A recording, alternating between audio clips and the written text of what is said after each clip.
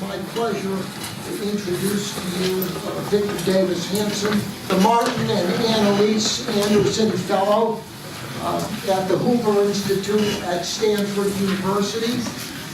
Victor's extraordinary output in quality and quantity speak for themselves. Let me just give you some of the highlights.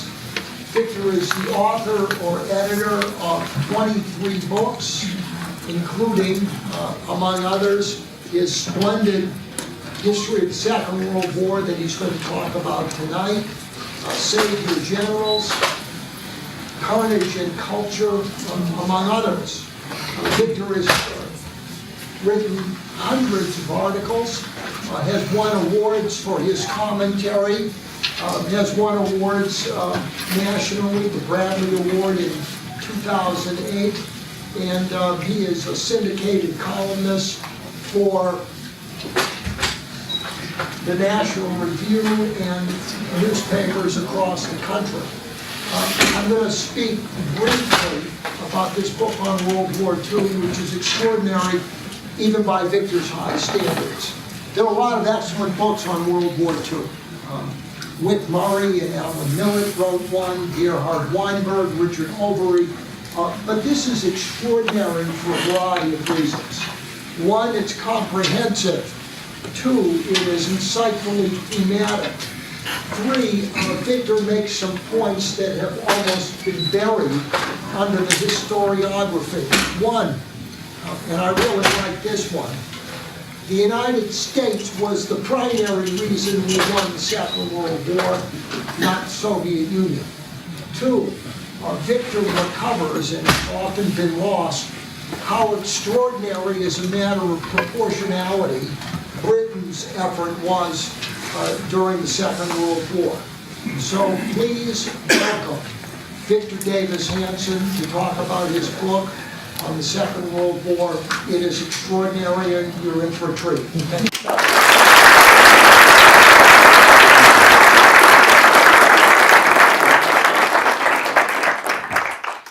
I think, does the microphone work? Oh, good. I'd like to talk for about 35 minutes, just an outline on World War II, and then I want to hear what you all have to say, because everybody has a different take on World War II, and I'll try to answer as many questions as Bob thinks is appropriate.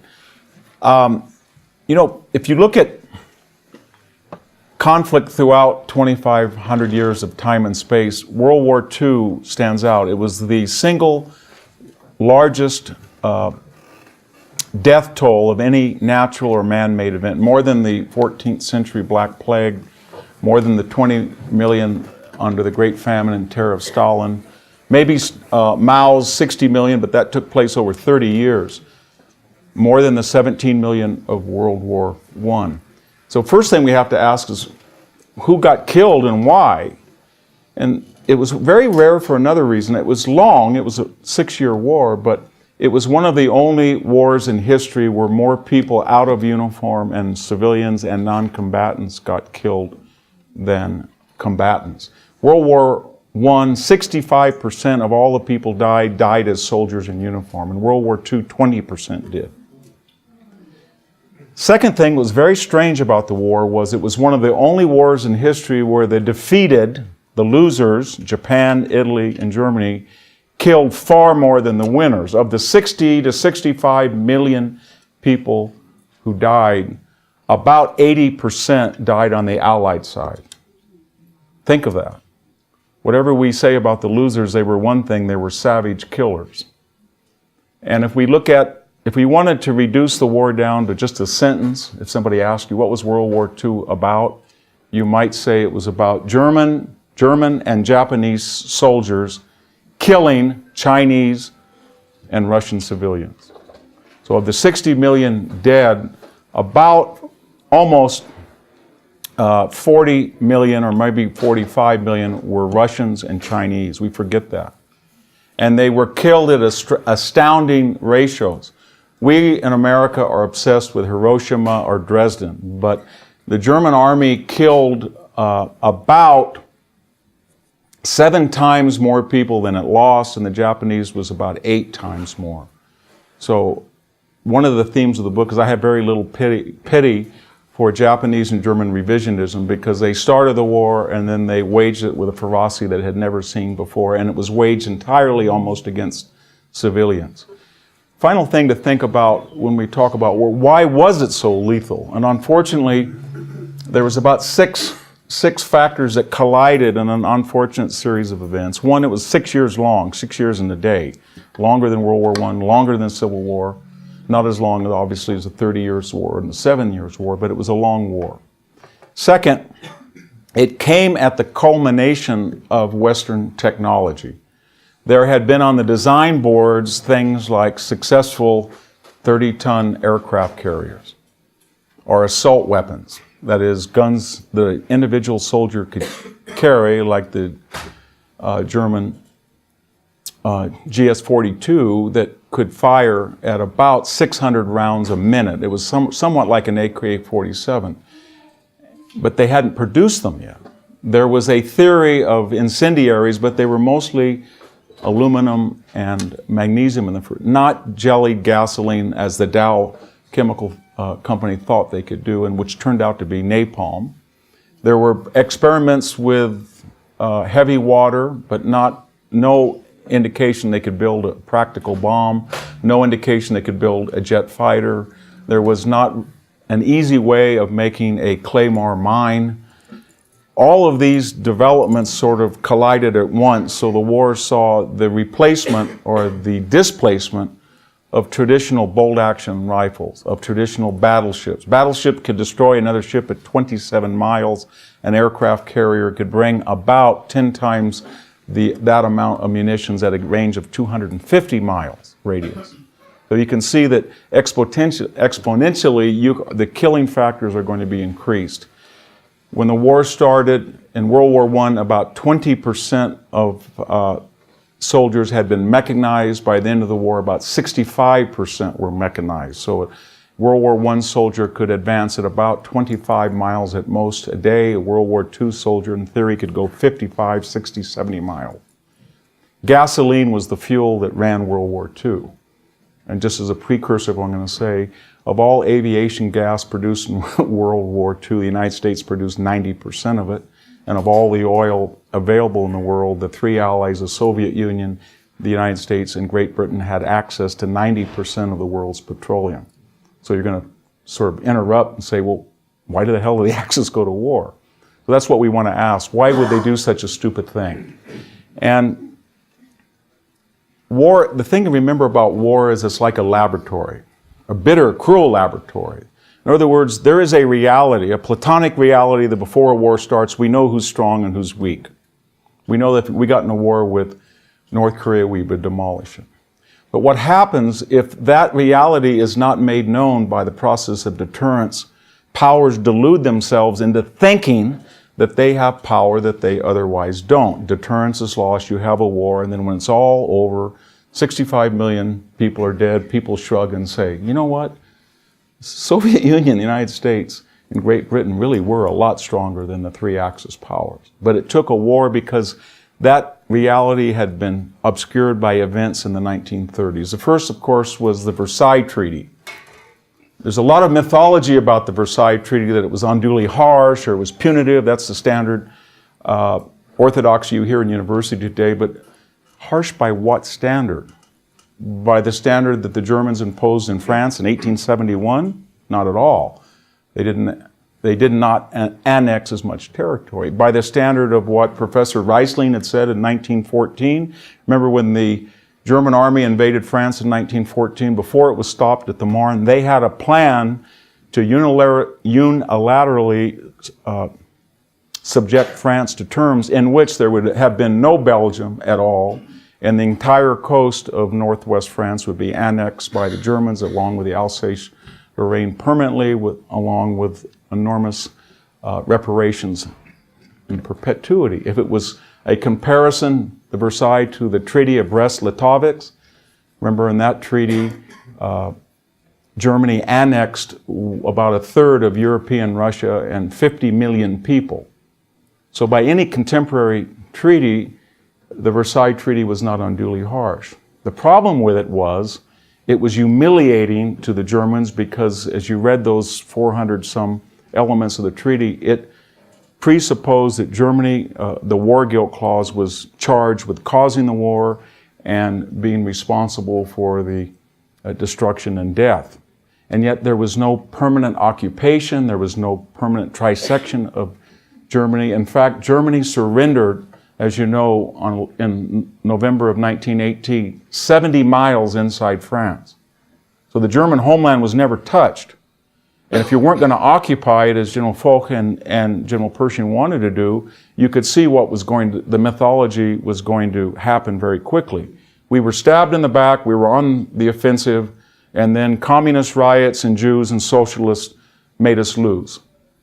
And add to the problem, the Versailles Treaty was started, the discussions at Versailles started in January of 1919. In that 4-month period, 75% of the Allied troops had been disbanded and were gone. And it went on for 6 months, and by the end of 6 months, the Germans said, there's no occupation army, there's no army at all, they've all gone home. So let's recalibrate a little bit what we agreed to. And out of that mythology, there was this idea that Germany had not been beaten, and that Versailles had been punitive and mean and humiliating, and it was imposed on them by weaker people. Unfortunately, there were events in the 1930s that sort of superimpose that idea onto an existing falsehood. The winners of World War I vowed that they never go through anything like the 1 million-man loss at the Somme and the 1.1 million at Verdun. The losers at those battles said, we're going to do it again and do it right next time. So at the 1936 Oxford Debating Society at Oxford University, they passed a motion, we shall never again fight for king and country, the students did. Meanwhile, in Germany, people were volunteering to join the brown shirts in what would become the SS, determined to rectify the injustice they thought had been done to them. There were a series of events in Europe, the collapse of resistance to Mussolini's 1935-36 expedition to Ethiopia, which he couldn't have carried off had the British just closed the Suez Canal to him. They had 3 times the number of ships. They were afraid of causing a war. The Germans had been more successful in the Spanish Civil War. They had looked at the United States military budget, except for the Pacific Navy, and they had looked at the British budget, and it had been in decline. They looked at the cultural milieu or atmosphere in the countries of the winners, remember, and I'll just give 2 examples. In Holland, they outlawed the word destroyer for their small fleet. They thought it was too provocative. It might start another World War I. And they renamed the ship a fleet leader. In France, they outlawed all mention of the word Verdun in school books. Remember the great Pétain, they shall not pass? That was the rallying cry of the great French army. And yet, that was not allowed to be in a school book. France had, by 1940, they had better tanks. The Char B tank was better than the Mark I, II, maybe even the new Mark III. Their fighter planes were as good as the Messerschmitt 109. The great hope of the West, the indomitable French army, was larger than the German army, even though they did not have as population base as Germany did. They could have fought had they wanted. If you put the combined armies of Britain, the Low Countries, and France, that is the European anti-German alliance, they had about 3 to 2 assets in every category of war material. This is without the Soviet Union, without the United States. So why would Hitler do such a thing? Because he believed, as General von Rundstedt, General Halder said to him, they will not fight. They're not up to it. They feel guilty that they won by cheating. We're going to reverse the Versailles thing. So there was a combination of really 3 things, more specifically. There was American isolationism. People like General Pershing had tried to convince Woodrow Wilson that they needed to station troops in occupied Germany, just like we did after 1945. And you can see where we're going. 1945 peace settlement after the destruction of the Third Reich was predicated on doing exactly the opposite of what Versailles did, and it's given us 75 years of peace. American isolationism, British and French appeasement. Remember, that was a good word in the 1930s. It was a word that suggested that you like as its French and Latin roots suggested, that you like to be peaceful or pacifist and not bellicose. But the idea was, and I should say here that Neville Chamberlain was not the worst practitioner. Much worse was his conservative predecessor, Stanley Baldwin. But it was summed up by Lord Halifax when he said that if we just give Hitler what he wants, then he will stop asking for more.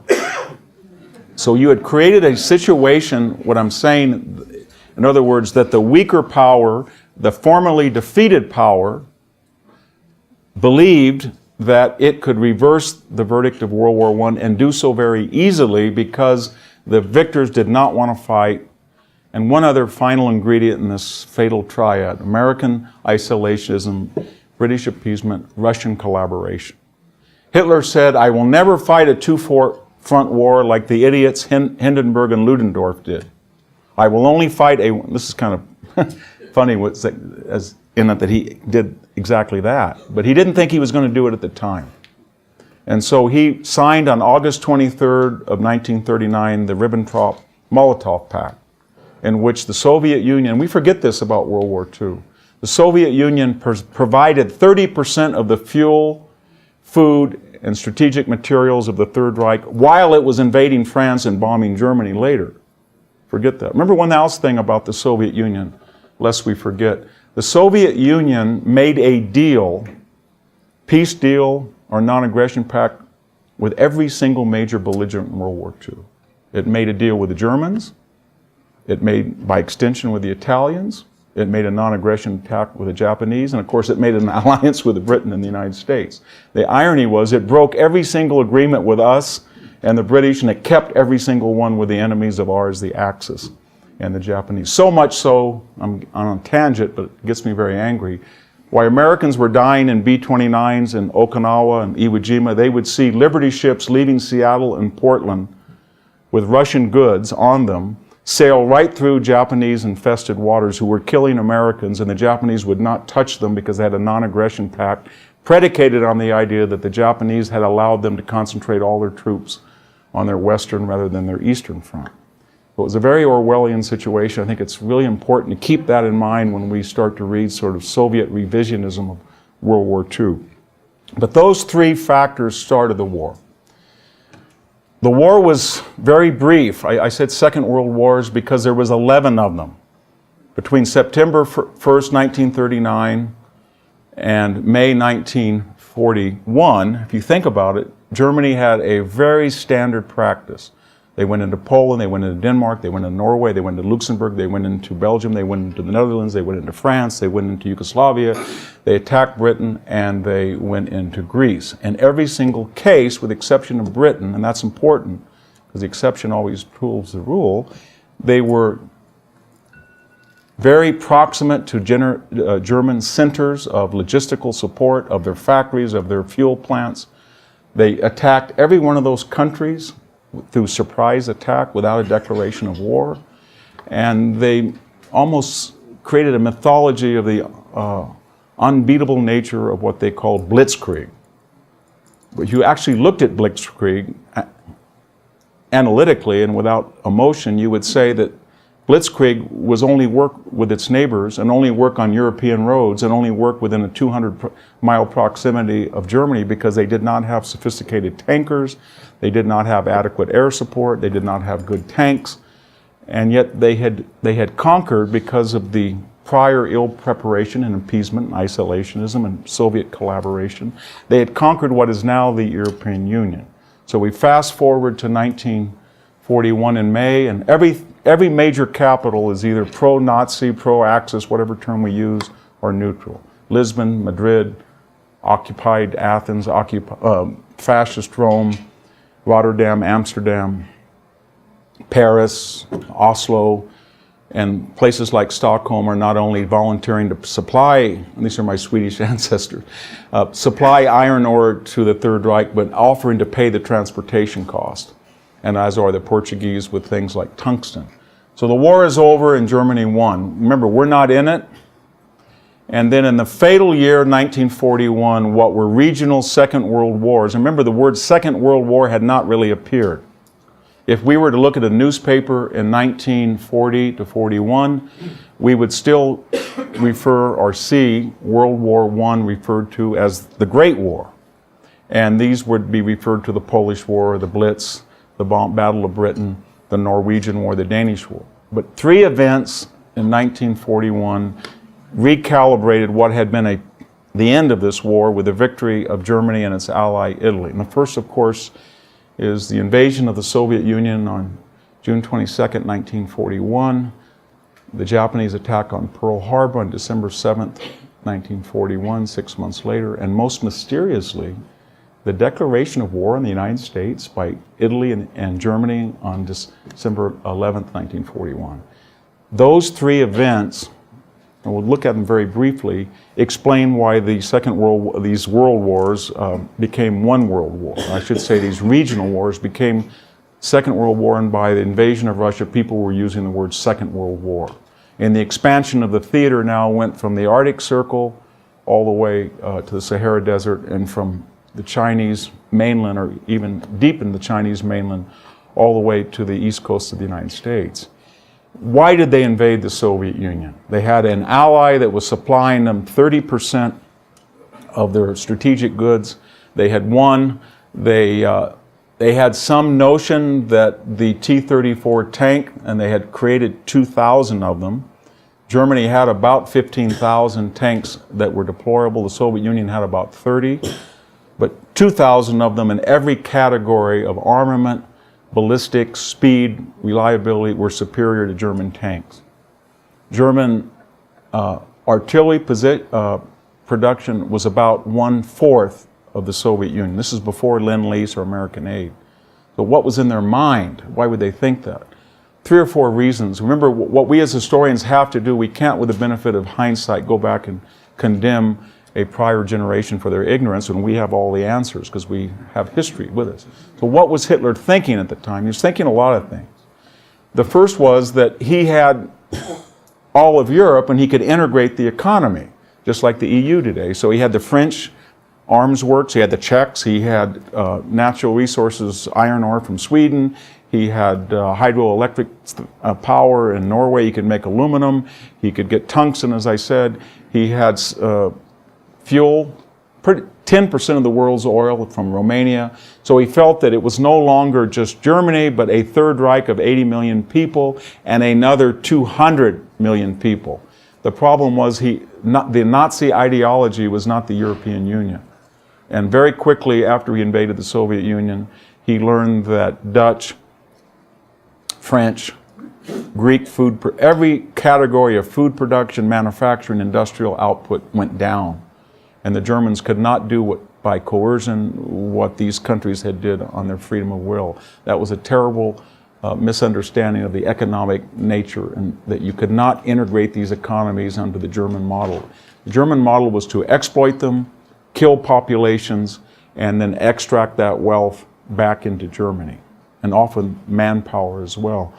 So that was one fundamental miscalculation. The other is he had fundamentally miscalculated Russia. He looked back at Russia and he said, Poland beat them in 1922.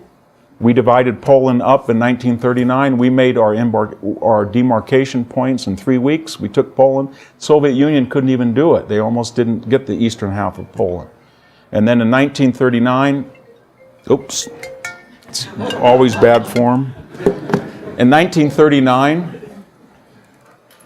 the Finnish War broke out.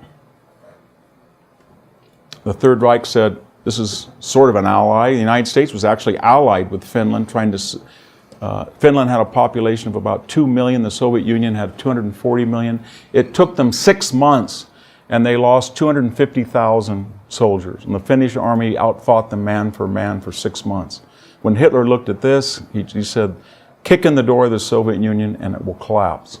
Second thing he thought is, fourth thing, he thought that Japan was a de facto ally, not a formal one yet, but the Soviet Union would never transfer 40 divisions from its eastern coast over to the west because they were worried about a Japanese invasion.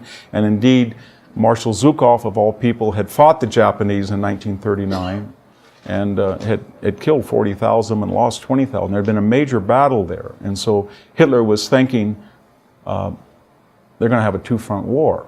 Finally, and most importantly, he looked at World War I and he developed a calculus. And he said this quite explicitly in some of his letters. He said, we got 70 miles into France and you could not crack the French army. 70 miles and we lost 2 million Germans doing it. And it took 4 years and they beat us. On the Eastern Front, we destroyed the Russian army in 2.5 years, knocked them out of the war, annexed, as I said, all the way to Kiev and all the way almost to St. Petersburg. And so he had that calculus that no victory in the West, victory in the East in 2.5 years. He looked at World War II, he said the French army collapsed. If the French army collapsed in 6 weeks, from May 10th to June 22nd, 1940, just think what the calculus of World War I says the Soviet Union won. It'll collapse in 3 weeks because France is the great terror, not the Soviet Union. And what did he miscalculate? I said Soviet Union, didn't I? Soviet Union was a little different than Russia. It could bring a level of coercion that the Tsar would not even imagine. So Stalin lost 27 million soldiers, and when he ended the war, he had 700 divisions, 200 more than when he started. He didn't really care about human life, and he transferred en masse his entire industrial sector beyond the Urals. So people were starving, they had no shelter, they were living in tents, they were eating gruel, and they were making T-34 tanks and 250 millimeter guns. And the Tsars couldn't imagine a government with that ability to coerce its population. Finally, Hitler did not realize the Soviet Union and Russia had a long record of fighting very poorly outside the borders of the Soviet Union or Russia, but as his generals reminded him of the Napoleonic effort, it's a very stupid thing to invade the homeland of Russia, because Russians fight very differently when they're home versus away. There was one final wrinkle, and that is the Japanese were very, very upset at Hitler because, as I said, in August 1939 they were engaged in a terrible war with the Soviet Union along the Mongolian border, and in the middle of that war, Hitler had ordered Ribbentrop to cut this deal with Molotov, the Molotov-Ribbentrop non-aggression pact, and it was a betrayal of Japan, who was fighting Russia in the field. And the Japanese said, my gosh, we had this axis of steel, we were an anti-communist alliance, and all of a sudden Hitler betrayed us, and they actually sent divisions to the east to defeat us because they had an ally in Germany, and we're going to do the same thing to them. So Hitler is preparing to invade the Soviet Union in April and May of 1941, and what happens on April 15th, 14th, the Japanese signed a non-aggression pact to pay him back, and that freed up the entire eastern front of the Soviet Union with the surety that they would not be fighting the Japanese. And remember what the Japanese thought, who were fighting. The Navy came to the Japanese and said, we haven't had a chance to show our stuff. You've been fighting in China since '31, you've been fighting the Soviet Union. We're the only branch of the services that has parity with Western powers. Our battleships, our carriers are as good or better, but they're not being used. So we want a naval war. And so Hitler had reasons, he thought, to invade the Soviet Union. He thought it would be over in 3 weeks. General Halder said at day 22, by all practical purposes, I can now write that the Soviet Union has been defeated. And indeed, they killed 6 million Russian soldiers in 2 months. They captured 5 million. They destroyed 300 divisions. They were outside, about 100 miles outside Moscow in August of 1941. They had taken Kiev. They had 2 of the largest defeats in history of warfare, 650,000 in the Kiev pocket, and they were 6 miles outside Leningrad. And the primary object of Army Group North, Leningrad, the primary object of Army Group Center, Moscow, the primary object of Army Group South, the Caspian Sea oil field, had not been attained. And at that point, Hitler realized that Blitzkrieg did not apply to a front that was 1,500 miles from Berlin and 1,700 miles long and had enormous reserves of manpower. Germany had a population of 80 million, the greater Third Reich. The Soviet Union, as I said, could draw on almost 240 million. And this machine, for the first time, started to wear down. And this would go on for 4 years. Now, of course, each seven Soviet soldiers were killed for each German. And of all German soldiers that were killed in World War II, the Soviet Union killed 3 out of 4 of them, which is a very stark statistic. And it burst this narrative that the Soviet Union won the war because they killed the most German soldiers. But that fated invasion of the Soviet Union, what I'm getting at, is created a world war that Germany could not win. Second event is, why in the world did Japan bomb Pearl Harbor? They bombed it for a variety of very good reasons. There was a great debate among Japan. The Navy said, you guys didn't do very well, the Army, against the Soviet Union. Now we have a non-aggression pact. You haven't done very well in China. You've been there since 31, then you came back in 37, 38, you still haven't won. But if you look at our quality of battleships, we have more battleships than does the United States Navy. In the Pacific, we have more carriers, 11-3 advantage, and they're better than the American carriers. The British will not transfer all of their carriers because of the Battle of Britain and its aftermath. And so we have parity over the United States. And more importantly, the United States did not do anything. Not only did they not do anything when we invaded China, but their staunchest ally, Great Britain, they watched it burn, 50,000 killed between August of 1940 and February of 1941 during the Blitz. And the Japanese, if you look at the minutes of Japanese discussion, it said any country that would let their closest ally burn to death and do nothing while it's surrounded won't fight. We'll hit them very hard and then they'll sue for peace. They'll do sort of what France did, a sort of Vichy attitude, and then we'll go on. There were a lot of astute Japanese that said, do not do it. And they argued, they said in World War I, this argument was made against the United States, and they had no army in 1917 when they declared war in April. In November of 1918, a year and a half later, the United States landed 2 million troops without losing one in transit into France.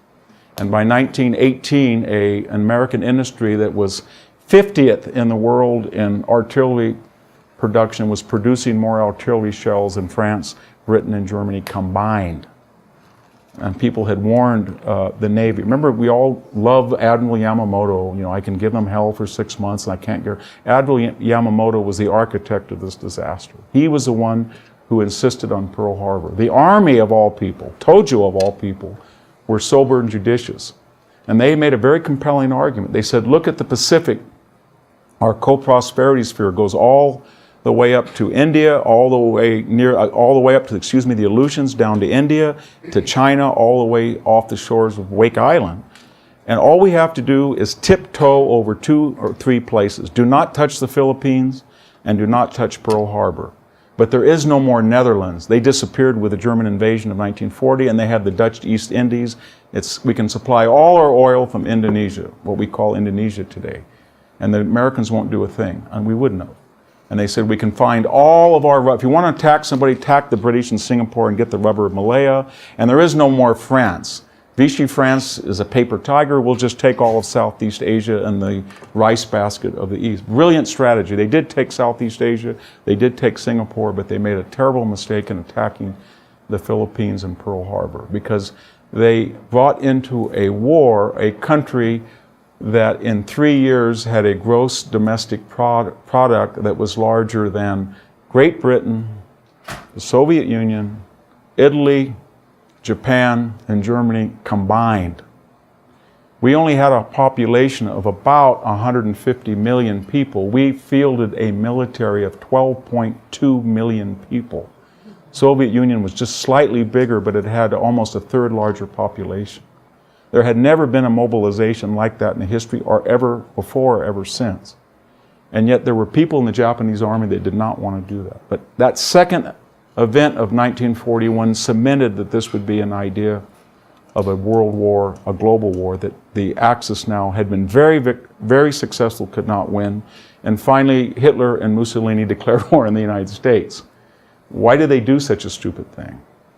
And they hadn't done it earlier. They did it for again, we have to go back and look at what they were thinking, stupid as it was in retrospect, but they said, the United States, we have not been able to stop their support of Britain. We almost starved them out in 1940 with a submarine campaign. We were sinking 3 out of every 5 ships that left Canadian and even American ports. Canadian ports, but we can't touch these Americans, and they're all sitting off the East Coast. If Admiral Donat said, my Fuhrer, if you'll let me go attack these ships, declare war on the United States, we'll be right off from New Jersey to Miami. They don't even have blackouts. We will wipe their entire merchant marine out. And they did almost. The second happy time, they destroyed 70% of the convoys by April of 1942 arriving. What they didn't understand that we were building a Liberty ship in the Kaiser shipyards every week, and as an experiment, we built one in one day. We were building 7,000, 10,000, and Victory and Liberty ships. We were building them 3 times faster than the Germans could sink them. The second thing they said is that the Americans have been supplying the Soviet Union. True, and they've been doing it through Japanese waters, and the British have been doing it through the Arctic Circle.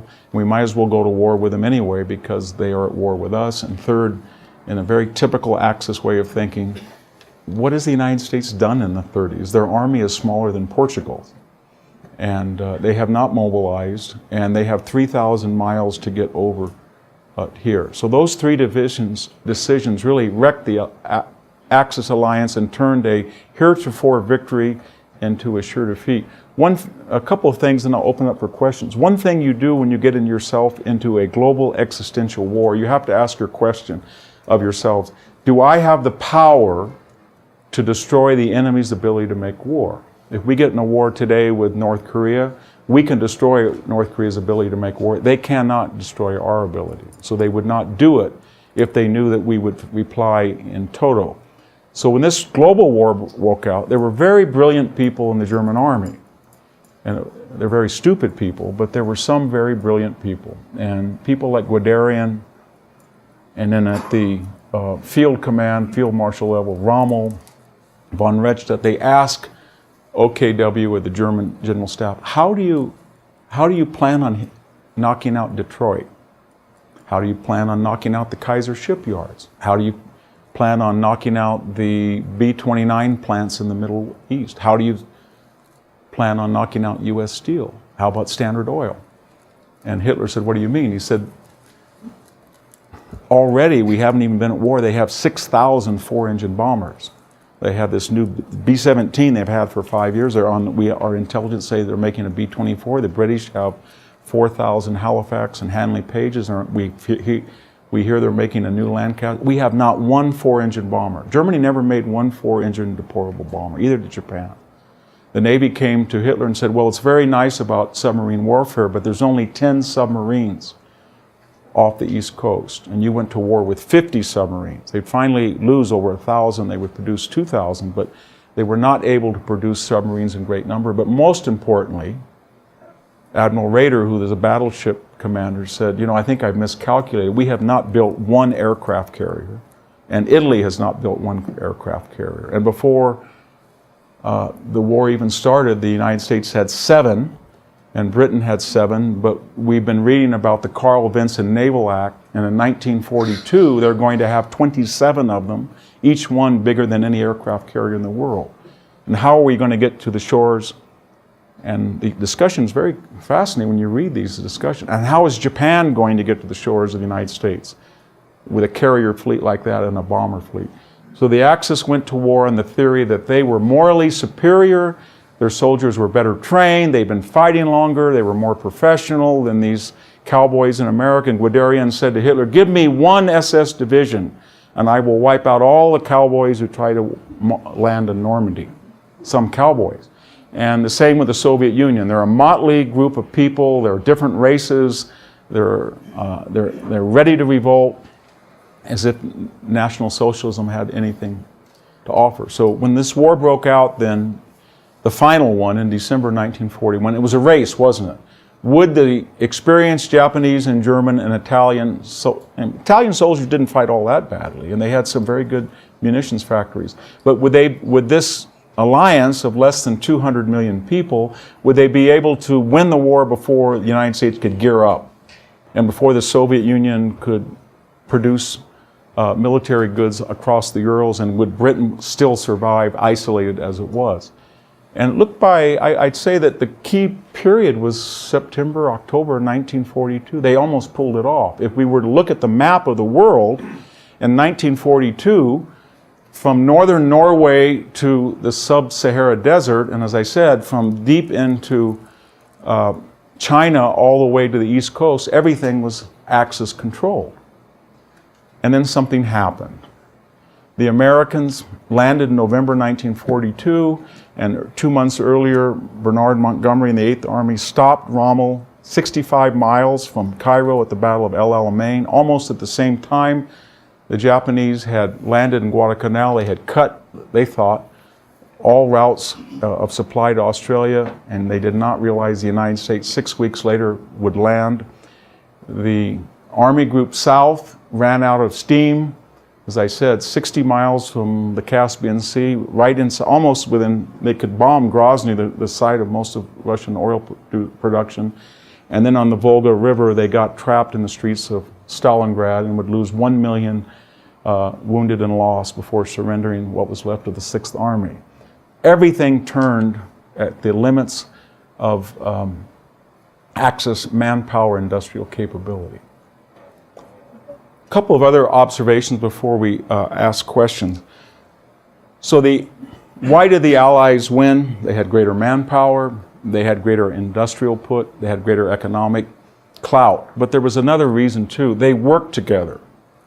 So the United States said to the Soviet Union, and they said to Britain, we're going to fight Europe first, and then they said back to themselves, but we really don't have to fight Europe first because we're so big we can fight both at the same time. We'll tell Churchill everybody goes to Europe, but what we'll really do is send all the Marines, 6, 7 divisions of Marines, and we'll send them all to the Pacific. We'll send all of the carriers, without very few, most of the battleships. We'll let the Canadians and the British outsource naval power to the extent where it's needed in the Mediterranean and the Atlantic.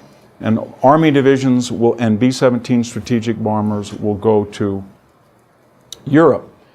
And West Coast ports will supply most of the things Pacific, East Coast. So it was almost as if we had two nations, each of them bigger than Japan and Germany combined.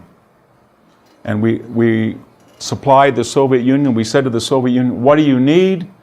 And they said, we want to work on artillery, tanks, shells, but we need certain things. We need rubber boots, we need food, we need aluminum, we need radios. And we need especially 6-ton, 3-axle trucks. We supplied 475,000 Chrysler and GM trucks to the Soviet Union. They were so frequent that Goering, after the war, said we got so sick of those Russian robots on American trucks. We would see them in one place, and the next, by evening, they were 50 miles inside our land. They were the most mechanized, most primitive army in the world. When the war started, in some sense, by 1945, it was the most mechanized. And we meshed very well together. Same thing with Britain. And we had a strategy to go into Normandy. Churchill wanted to go into the soft underbelly up through the Ljubljana Gap, into the Aegean, but we settled on a Anglo-American strategy of try it out in North Africa, see if Italy will work, invade Normandy, let the British be in the north so they can go straight 500 miles into the Ruhr, let the Americans with more power, more manpower take the longer route into Germany, and the entire time coordinate with the Soviet Union so their offensives coincide with ours, and we did it pretty well. And tell the Soviet Union, and we did, you don't have to do anything other than kill Germans. We want you to fight an infantry battle. We'll supply a lot of the trucks. You concentrate on fighters. You concentrate on tanks. You concentrate on artillery. We'll supply everything else. We will fight the Italians. You don't have to fight the Italians. We will bomb the Germans. You don't have to build a 4-engine bomber. You don't have to fight the Japanese. Don't worry about it. You don't have to build one battleship. You don't have to build one aircraft carrier. You can build some submarines, but just kill Germans. And that's what they did. They killed, as I said, 3 out of 4 of every German soldier, but they were not responsible for providing aid to anybody. They did not have strategic bombing. They did not have a submarine campaign. They did not have a surface vessel campaign. They did not have aircraft carriers. They only fought the Japanese for 2 weeks in the war. And so it was this integration and outsourcing of particular responsibilities that were very effective. And you would think that this would be impossible because you were dealing with British colonial monarchy in some sense, parliamentary British democracy, and then you were dealing with radical American democracy, and you're dealing with Soviet communism. And then the opposite side was Nazi fascist militarists. They had the same idea about the way society could be organized, and they never coordinated. Germany stabbed Japan in the back when they signed a non-aggression pact. Japan stabbed Germany when they did the same a few months later. Why didn't they just coordinate and attack the Soviet Union at the same time from both coasts? When Hitler declared war on Pearl Harbor, his OKW said, "Where is Pearl Harbor? The Fuhrer has declared war in a place he doesn't even know where it is on the map." And the Italians said on June 22nd, "You didn't tell us you were going to invade the Soviet Union. We don't really want to go." And Hitler said, "We need 180,000, 100,000 Italians got killed on the Eastern Front. We need 180,000 right now." And they said, "But we need them in North Africa." And then the Germans said, "Well, you guys invaded Albania and Greece and got us in a quagmire right before we were going to invade Russia, and you never told us you were going to do that." So you can see that the fascist mind doesn't trust anybody, including other fascists. And that was a great disadvantage. So the war ended when the Allies, from the very beginning of this weird alliance between the Soviet Union and the United States, to a lesser extent China, India, every country but 16 in the world fought this war, and the vast majority joined the Allied cause. It ended because they had a plan how to get to Tokyo or destroy it, and how to get to Rome or destroy it, and how to get to Berlin or destroy it. And the Germans and the Italians and the Japanese had no idea how to get to London and destroy it. They tried, they did not have the resources, they did not have the transport craft to invade Germany. They could not get to the United States, they could not take Moscow, Leningrad, or get to Soviet industry. And that was pretty much why the Allies won and the Axis lost. I'd like to finish by just very quickly reviewing the fates of the 6 countries. Let's start with the Japanese. Everybody thinks Japan did pretty poorly because they lost 75% of their urban area, but they lost 1 million fewer than Germany did, about 3 million, 2.8. And as I said, they killed over about 25 million people. Mostly, the vast majority were Asians. Some, about 500,000 Americans, British, and Commonwealth troops died, but the vast majority were Pacific Islanders, Indonesians, Southeast Asians, and Chinese that were out of uniform and butchered by the Japanese. One thing to remember, and this is very important, all of you were brought up in this mythology that we dropped the bomb and it was very amoral. The United States invasion, we all say, well, it saved the invasion of Japan. And it might have done that, but I don't think that's quite the way we should look at it. The way we should look at it is Curtis LeMay had 2,400 B-29s that from March 11th until August 11th had burned down 75% of the cities of Japan. And it was 1,600 miles one way, 1,600 miles back. My father flew 40 of those missions, and he said it took him 2 years to get off the benzodrine that they gave all the crews to stay awake. 16 hours in the mission. But even under those conditions, they were very successful. After Okinawa was declared secure on July 2nd of 1945, the distance from Okinawa to the mainland was not 1,600 miles, it was about 375 miles. Curtis LeMay, you may say he was the inspiration for Dr. Strangelove, the George C. Scott character, but he had an animal cunning. He said, I've got 2,000 more B-29s on order, and there is 10,000 B-17s and B-24s, and they haven't been doing a damn thing since May, sitting over there in England, and the British want to get in on the kill. They've got 5,000 Lancasters that have a heavier bomb capacity than any American plane. Let's put 10 to 15,000 4-engine bombers on Okinawa, and let's have not 3 missions a week from the Marianas, let's have 2 a day. And his only worry was, could Dow Chemical build enough napalm? So he would have burned down the entire country of Japan by December of 1945 and killed probably 2 million Japanese. The atomic bomb was much less lethal than the March 11th napalm attack. That was the most devastating day in the history of warfare. 100 to 150,000 Japanese died on March 11th, when 325 B-29s came in very low with napalm. Second thing, one other thing about Japan, Japan, unlike Italy and Germany, never really came to terms with what they had done. They had a revisionist history almost immediately. South Korea, they never admitted culpability for what they did to South Korea. They never admitted a culpability for China, and there were two reasons for that. One was that we didn't trisect that country, and the British did not occupy it as they did a sector in Germany, and the Soviets didn't. That was entirely an American and MacArthur enterprise. And almost immediately, there was a Chinese civil war. Our allies, the people we'd given all this aid to, were fighting, and communism had just taken over. And then there was the Korean War just 5 years after the end of World War II. And it was felt under MacArthur that we needed Japan unity. We had to keep communism out of Japan. We were the only show in town. We could do what we want, and we allowed Japan to keep their emperor and never have a revisionist history that would come to deal with Japanese culpability. And that's true today. If you meet Chinese scholars about World War II, they cannot even finish a sentence without saying, why do you support the criminal World War II government still in power in Japan? Very different with Germany. Germany was, as you remember, it lost 30% of its population. It went from 80 million to 60 million. It lost East Prussia, it lost the Alsace-Lorraine, it lost the Sudetenland. More importantly, Germany got no sympathy for the largest transfer population in history. 13 million German speakers walked back to present-day Germany from Czechoslovakia, Poland, and what is now the Baltic states. They got no sympathy because they had been responsible for the Holocaust and killing 27 million Russians and another 3 million non-Jewish Poles. And yet 2 million German civilians died in that walk back to Germany.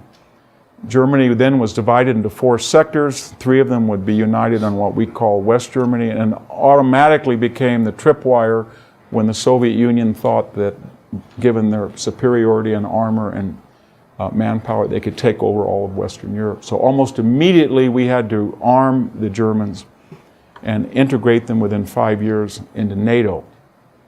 Germany then lost about 3.8 million people.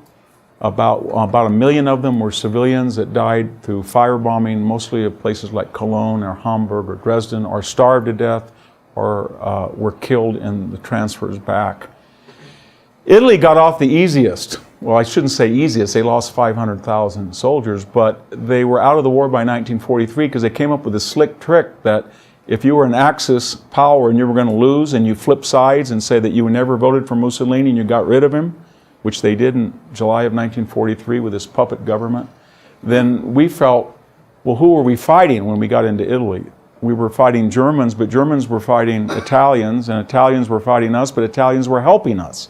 British were fighting Italians, Germans were fighting British. It was a mess. Italy never was resolved. We never got into Austria as we thought. And the idea was that there was a large Italian-American population. There was a large Catholic population. The Pope had come out and condemned very belatedly the Germans. So their idea was, well, Italy was the only battleground. We only fought in Germany for 3 months. We never fought on the ground in Japan. We fought for 2.5 years in Italy. Give them a break. So we kept the Soviets out. We did not trisect the country. We did not make them surrender very much territory in the north, and they were our allies almost immediately, and we felt they had not been responsible for war crimes. They were delusional and incompetent rather than vicious and anti-American. I'll finish with the 3 allies. As I said, the Soviet Union came out the worst and the best. It lost, as I said, the most of any nation, 27 million. It was a great tragedy because in 1939, Stalinism and the Great Terror had more or less failed. When the German Army Group South entered Kiev, people greeted them. The Ukrainians were ready to revolt had they been treated with just a smidgen of goodwill, they probably would have formed, as it was, 1 million Russians joined the German army. But more would have, because the Soviet Union was just about on the point of collapse. The war gave it great credibility. It was forgotten, as I said, that it had made a deal with all the other belligerents on both sides. And most importantly, they were in the best geostrategic position they'd ever been in, because the traditional bulwark of Western Europe against the Soviet Union, that is Poland, the Czech Republic, what we call the Czech, Romania, Bulgaria. Now these were all Soviet satellites, and the Soviets had a buffer, but also a border right on Germany. So they had advanced communism about 250 miles westward. And they were completely armed, and most importantly, they had a great propaganda. So almost immediately in 1945, we were stuck with the terrible propaganda of having to reform the Italian fascists, the German Nazis, and the Japanese militarists. Meanwhile, the Soviet Union says, we're still fighting World War II. We've saved China, now they're on our side as communists. We're going into Thailand, Laos, the Middle East, and Eastern Europe, and we still have the spirits that the United States used to have.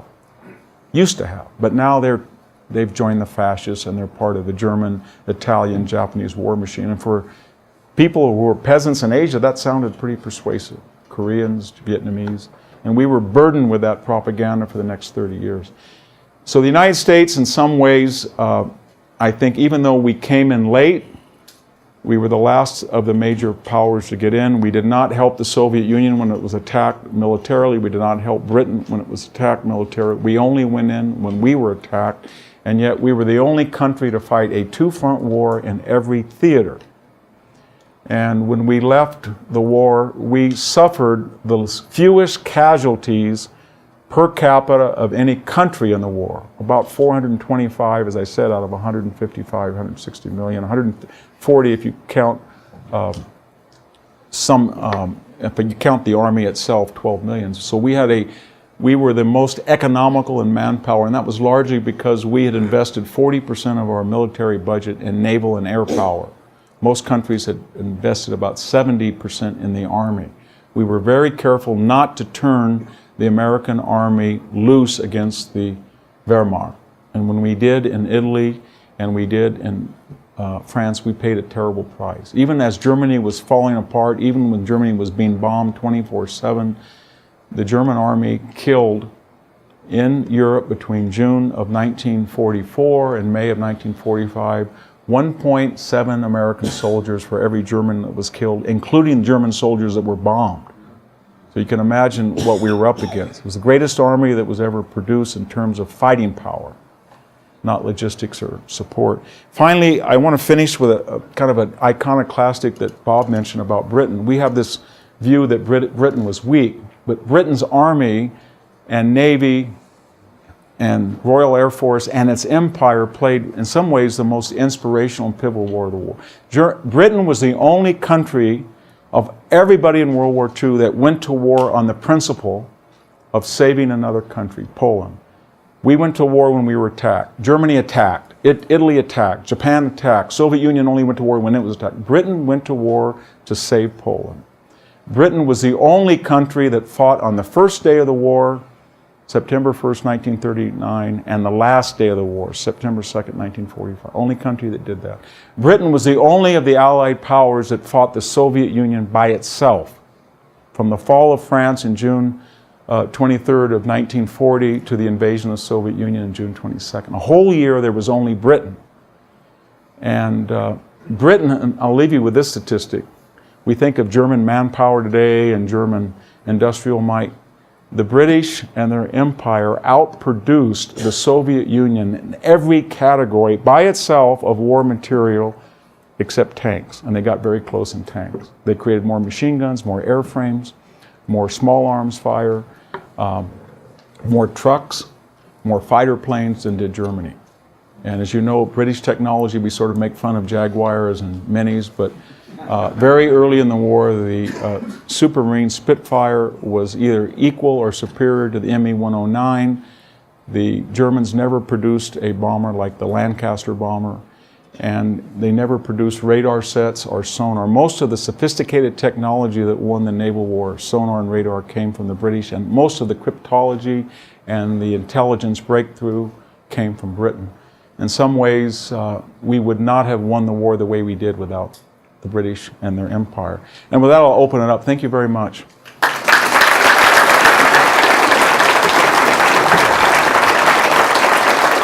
I don't know, do we have time for questions? I don't know how much time I talked, a little bit too long. Yes? In analyzing the gross lethality of the war, did you have occasion to look at the role played by ideological triumphalism, ideological racial animosity on all fronts? Yes, I mean, the question was, what was the role of ideology and racial ideology? And also triumphalism. yes, well, there were two roles played, and we associate usually racial animosity with the Axis powers because they had a formal doctrine of National Socialism. But actually, Japanese Bushido and Shinto Buddhism was almost as racial, as more racial.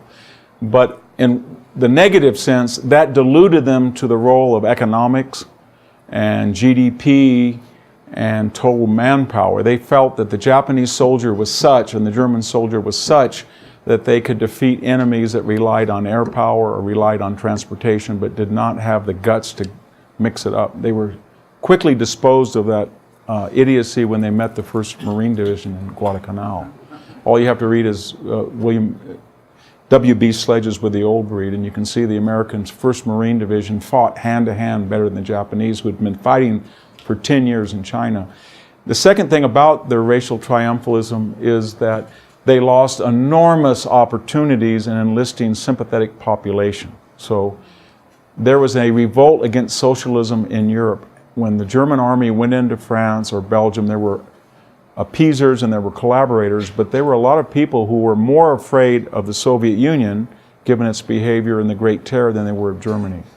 And there was a lot of pro-fascist movements, and had Hitler been able to capitalize on that, and even with his racial triumphist ideology, he did enlist over 200,000 non-Germans in the Waffen-SS. One of the things we don't like to talk about is most of the Waffen-SS divisions that committed, 2 or 3 of them that committed the most atrocities in Germany were made up of Norwegian, Swedish, Dutch, and especially Austrian SS officers. But they lost opportunities. Japan lost opportunities with its Asian allies.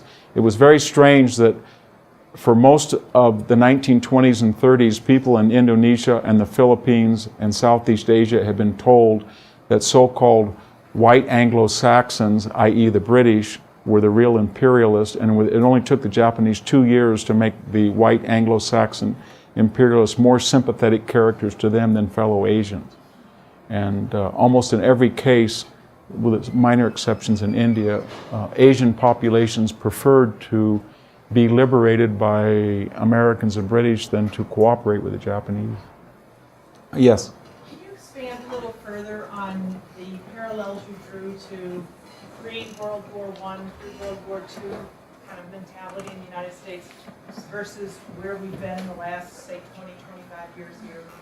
Yeah, I think we all, on the campuses, we all object to this industrial military complex or militarism, or why are we spending 4% GDP on the military, $700 billion, but it's a reaction to what we did in 1913, 14, 15, and 16, and what we did from 1935 to 41, with one major exception. We had this brilliant Southern congressman, Carl Vinson, through 3 naval acts.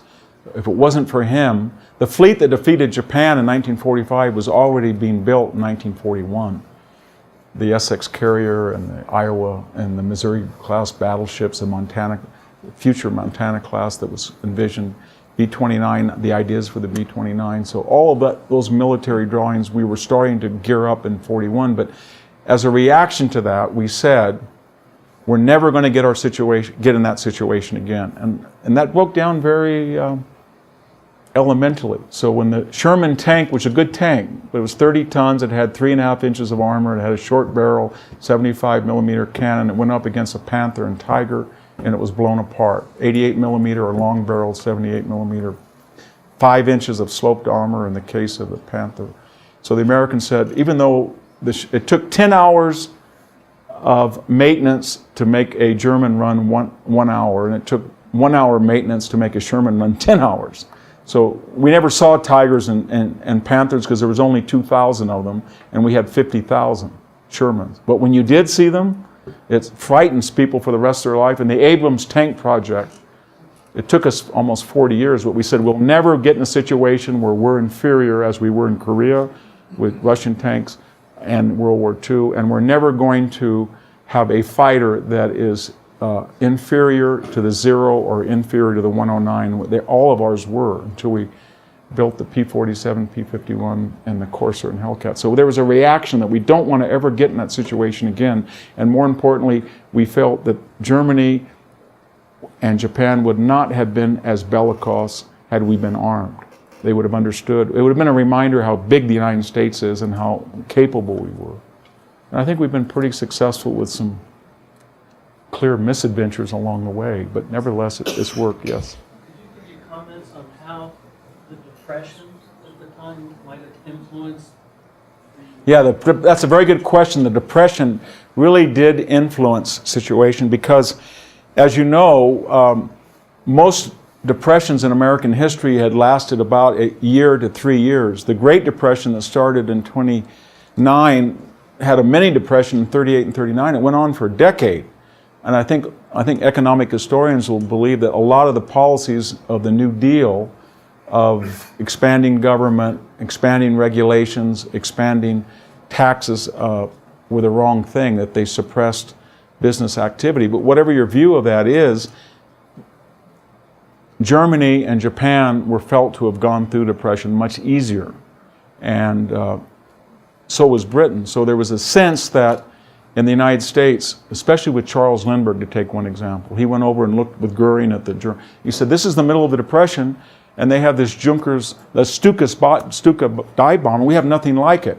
We're way behind the ME-109, and they went through the Depression because they feel something. They're united. We're a motley, and it led to this right-wing sort of self-criticism in the United States. So the Depression did one other thing, and that is it created a level of hardship, rampant poverty in the United States, that it created an ideology that America... I remember my father, I said, well, how could you take Benzedrine all day long and then a sleeping pill, and then when you guys had sinus infections, you had to go up 30,000 feet and your eardrums blew out, and then they told you not even to wear parachutes when you got over to Japan because they were going to execute you and behead you. And he said, compared to the Depression, it wasn't that bad. He said for the first time in his life, he had steak and ice cream. And I think that was true of that entire greatest generation. Yes, in the back.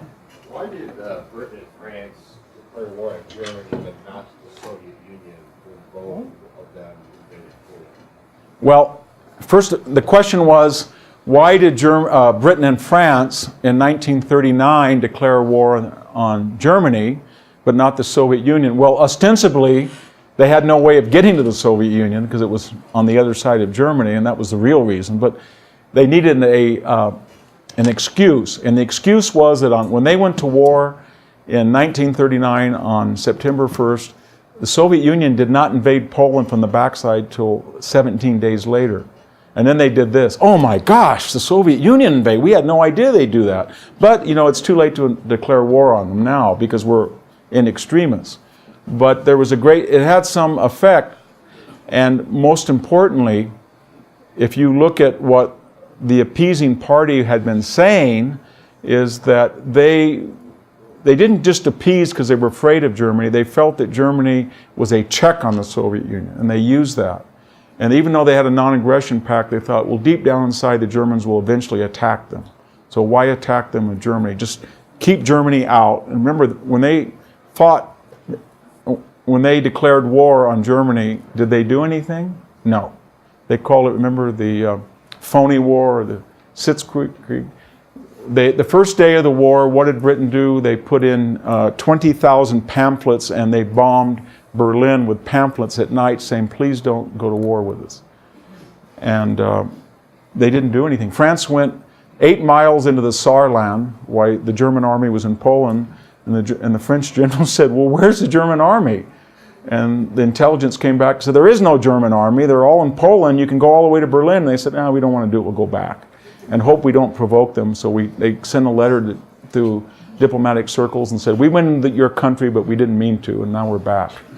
And they had the Maginot Line all the way along the French border up to, unfortunately, the Belgian border. And then they figured that the Germans would never go through a second time as they did in World War I. And of course, the Germans planned to do that all along. Yes. Bob, you cut me off when, yeah. Yeah, no, I'm not you cutting off. Just tell me, he, when I'm out of town. So, I don't like listening to myself, so I don't know the effect on you, so go ahead.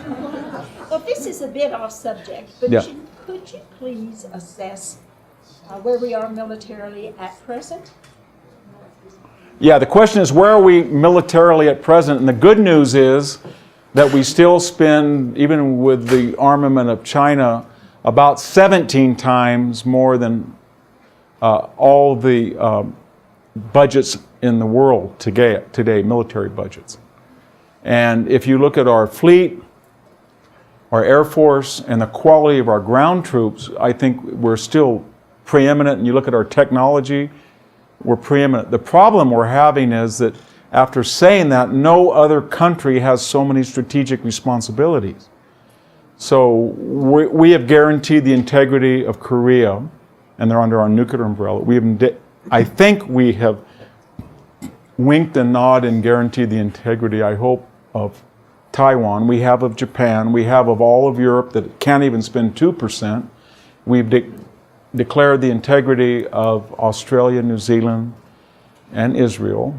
And we have alliances de facto with certain Gulf and so-called modern Arab states. The problem with all of this is we don't have a big enough military to fight, say, 2 wars at once to protect all of those strategic interests, not to mention these optional wars like Syria or Libya or Afghanistan or ISIS or the Iraq War. So our strategic ambitions are much greater than our military ability. And what China is doing, I'll just finish on one example. So we have 12 fleet groups. Each fleet group with a carrier is now about 8 to 10 billion. And the fleet that follows it is about 25 billion. We have 12 of them. China's got 1. No other country can take off. They have to take off vertically. We're the only ones that have this technology that's mastered.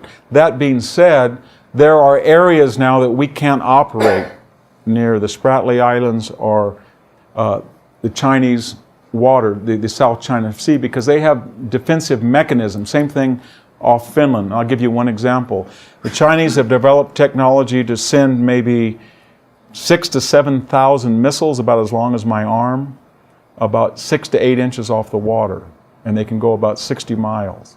So if a U.S. carrier was in international waters supporting a invasion or an attack on North Korea and China wanted to intervene, they could send a swarm of those right along the coast, and it would take out a $10 billion carrier and 5,000 Americans. We could not stop that.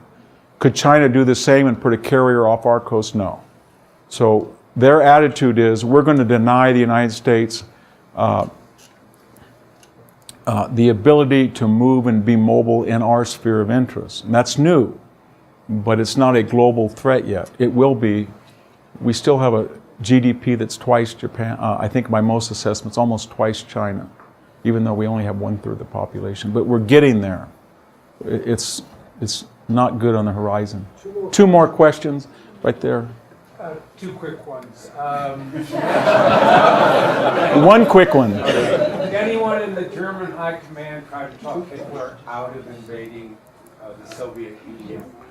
The question was, did anybody try to talk Hitler out of it? It was sort of like the Iraq War. You remember everybody said when the statue fell and 72% of the Wall Street Journal said they were happy with Iraq, and then by Abu Ghraib you only had 22%, and you couldn't find anybody that was ever for the war. Where'd that 50% go? It was sort of, my brilliant war was screwed up by your terrible occupation. And the same thing happened in the Soviet. In the diaries of Halder, in the diaries of Villemont, in some of the transcriptions of Rommel, you see things that say, why are we doing this? But most of the high command thought that they could win because they hadn't been beaten, and the Soviets had such a dismal, and they were very happy up until August. And after the Kiev pocket and the race to Moscow, by December 7th, Japan said they're going to take Moscow. That's one of the reasons they declared war as well. They thought Moscow would fall. But after that little mini Soviet offense, I'd say that half the German people, they had lost 600,000 dead, the Germans had by December, and 50% of the population was negative, and there were major people. Remember, he sacked 32 generals of field marshal staff, 12 field marshals, and the rest were our equivalent of 4-star generals in December 41 till March of 42. After Stalingrad, which fell in February of 1943, there was nobody in the army thought it was a good idea, and if I think most people would say there was no. Goebbels wrote a letter and said there's no public support, so I better change the message. It's not we're going to conquer the Soviet Union that deserved it. We're going to save Western civilization from the raping communist Asiatics horde that's going to come. So whether you like us or not, we're your only choice. And that was a new propaganda because there was no public support for it. Last question. How strong was American isolationism up to Pearl Harbor? Put another way, what would have happened if Pearl Harbor had not been invaded or some similar? Yes. Well, remember that the America First group did not really start. I mean, there was isolationism, but it really didn't get going till May of 1940. So it was my point is it was growing, not declining, even though Britain had been bombed, even though there was no more France. And part of the reason was there was a great resentment. There was two reasons for the America First movement. One was there was a great resentment against the Soviet Union because of the Great Terror and the show trials. And they thought that people were quite willing to see the Soviet Union wiped out. And they thought this was good, that these two autocratic juggernauts were going to destroy them. And you'd be surprised, American politicians who said that. Henry Stimson said, let them kill each other off. That was the attitude. Second, we still had a large German population. It was the largest ethnic minority in the United States. Not as powerful as World War I. And there was a lot of anti-Semitism who said that these Jewish conspirators, because this was coming from European propaganda, they're trying to get us into another war to save the Jews. And they didn't really believe stories coming out of Germany, or when there were people in the U.S. State Department, let me put it that way, who were openly anti-Semitic and felt that were telling Roosevelt that this was a war for the Jews. And so it was very strong. Had they not attacked Pearl Harbor, I don't think we would have intervened unless Britain may have invaded. If Germany and Italy had not declared war on us after Pearl Harbor, it's clear to me we would have not declared war on Germany or Italy. We would have just fought the Japanese in the Pacific, and then we would have been, and this was clear, people said that.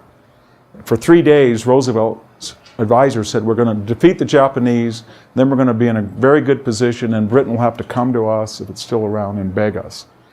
But we declared war right back on them. And so had they not declared war on us, I think it would have been pretty bad. And Germany by this time was processing heavy water, and we know now that their nuclear program was about 2 years further developed than we had thought. So I would say that, and Germany was talking about a 3-stage missile to replace the V-2, which was on the drawing boards. The V-1 was 2 years away from deployment. They were talking about, they had a new bomber called the Ural bomber and the American bomber, 6-engine bomber, and they were going to use the Portuguese Azores to bomb what they thought these. So there was some bad things on the horizon. Pearl Harbor, in a very counterintuitive way, shook us up, destroyed the American First movement,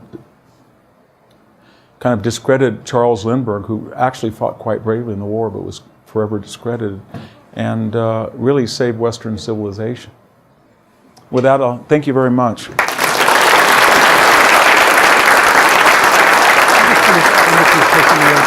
I just have 30 seconds of your time? My name's Bob Pasner. I'm the director of the Center for Western Civ that sponsored this event. In addition to events like this, one thing we do is that we sponsor every year a visiting scholar in conservative thought. And as many of you know, this year we've had the tremendous pleasure of having Bob Hoffman. And this is just what I wanted to do.